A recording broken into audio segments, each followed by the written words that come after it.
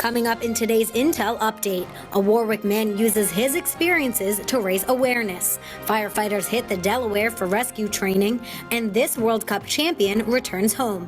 It's all in today's Intel update.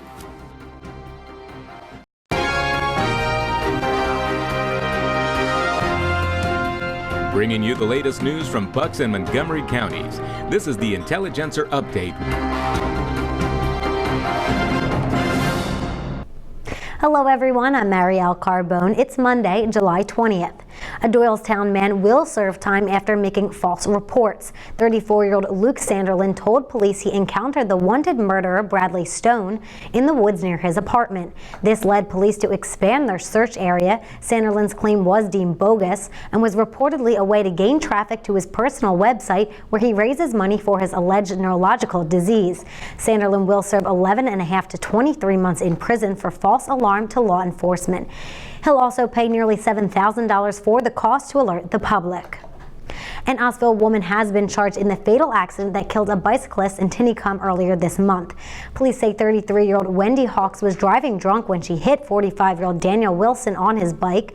Hawks faces homicide by vehicle while DUI, reckless driving, and other charges. She's being held in county prison on $3 million bail. A preliminary hearing is set for July 27th. SEPTA began selling its special papal visit train tickets this morning. The only problem, its site crashed from unexpectedly high demand. SEPTA suspended sales and will give an update on when the tickets will be available tomorrow. SEPTA will require the special tickets for its regional rail service on September 26th and 27th. A Warwick man is using his own personal experiences to raise awareness about Alzheimer's disease. 57-year-old Michael Ellenbogen says he won't let adversity keep him from being an advocate for the illness. Warwick resident Michael Ellenbogen is on a mission to raise awareness of Alzheimer's disease.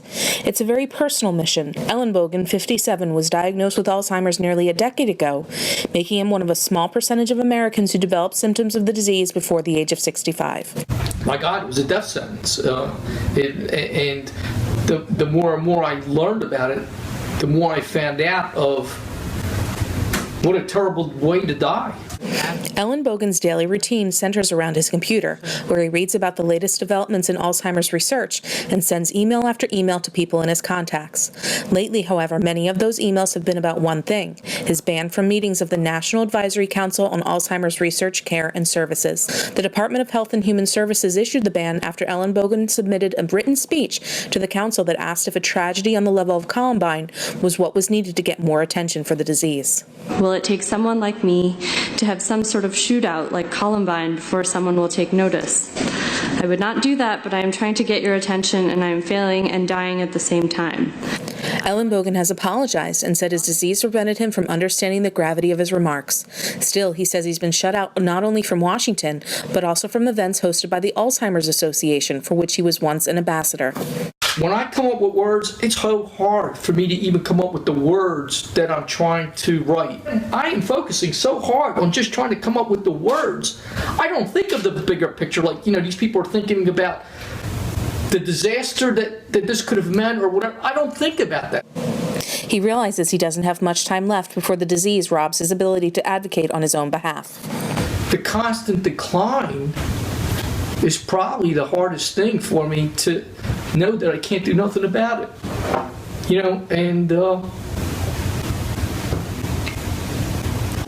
Reporting from Warwick Township, this is Krista Shoemaker-Debris for Calkins Media.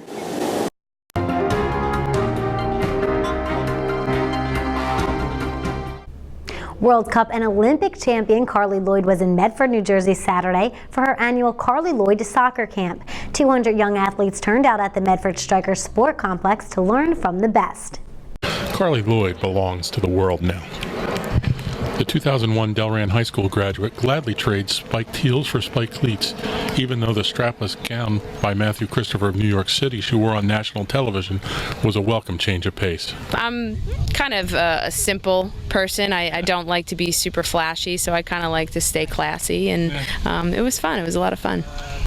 Yeah, this is what Carly loves. She's been thrown into the limelight and just has done what she's had to do and do her bit and enjoy the moment. But at the end of the day, you know, she's come back here and this is her field and this is where she trains and this is where she feels at home. The camp is here where I grew up playing with the Medford Strikers. I'm back here at these fields. There's more grass than when I played, but it's nothing glamorous. You know, there's trees, there's grass, there's a net, there's balls, cones. I mean, that's really all we need, and it's great to give these kids kind of a feel of what where I am and my environment and everything. The campers each got a picture, an autograph, and a chance to ask Lloyd questions. The best question? What made her shoot from midfield to score her third goal from more than 50 yards away? Lloyd practiced it over and over on the very field the players were sitting on. That game, that wasn't won that day. You didn't just wake up and happen to be on fire that day.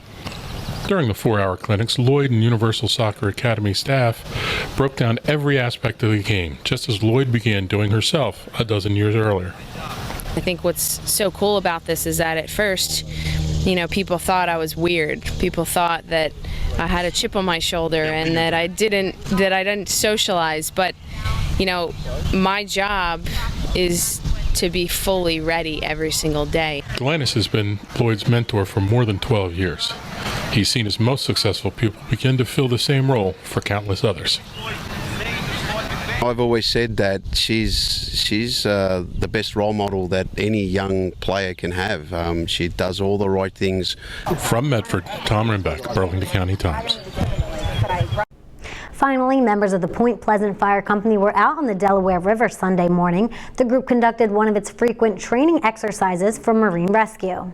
We're going to be practicing marine rescues, particularly for divers underwater, and do a lot of boat operations with the divers so that we can go back and forth between the other companies. We're going to be, our winner is going to be coming down Delaware Valley, and us, we're going to do a team dive drill today to just get familiarity with all the dive operations and just get some time in the water to keep up to date with stuff.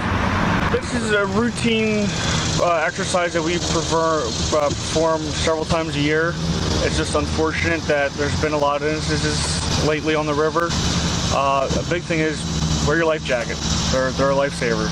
You know, just like your seatbelt, they save lives. You can find these stories and more at theintel.com, and you can follow me on Twitter for your latest local news. I'm Marielle Carbone. Thanks for watching and have a good night.